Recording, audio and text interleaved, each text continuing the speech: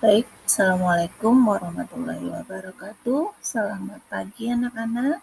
Hari ini kita bertemu kembali dalam pelajaran IPA.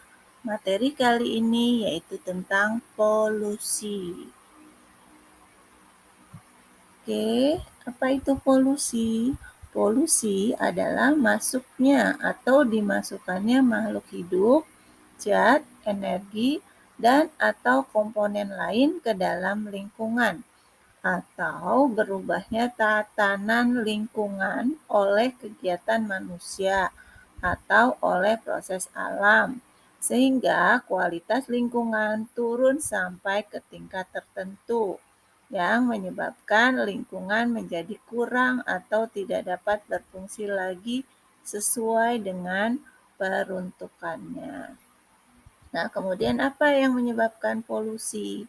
Penyebab polusi itu ada karena kegiatan manusia dan ada juga karena bencana alam. Kegiatan manusia misalnya membuang sampah sembarangan atau menebang hutan secara liar atau juga karena limbah industri dan lain sebagainya.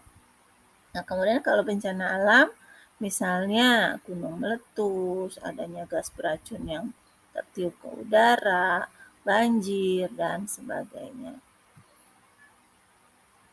Nah, zat atau bahan yang mengakibatkan pencemaran itu disebut polutan.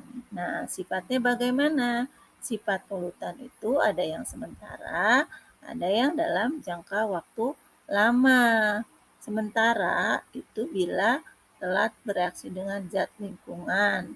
Nah, itu tidak merusak lagi, itu berarti sementara. Sementara jika merusak dalam jangka waktu lama, itu contohnya misalnya logam berat atau timbal atau Pb itu tidak akan merusak jika dalam kadar yang rendah, tapi kalau kadarnya tinggi dia akan merusak dalam jangka waktu yang lama, ya. Nah, kemudian syarat suatu zat disebut polutan. Nah, bagaimana jika suatu zat itu disebut polutan? Itu ada syaratnya. Syaratnya yaitu apabila keberadaannya bisa menyebabkan kerugian terhadap makhluk hidup yang berada di sekitarnya. Kemudian jumlah kadar dari polutan melebihi jumlah dari normalnya dalam suatu lingkungan. Yang ketiga, polutan berada pada lingkungan pada waktu yang kurang tepat. Artinya, polutan tersebut berada cukup lama dan mengganggu aktivitas dan juga kesehatan dari makhluk hidup. Yang keempat, yaitu polutan menetap atau berpindah tempat dan pada akhirnya berada di suatu daerah atau lokasi tempat tertentu yang dapat mengganggu keseimbangan lingkungan tersebut.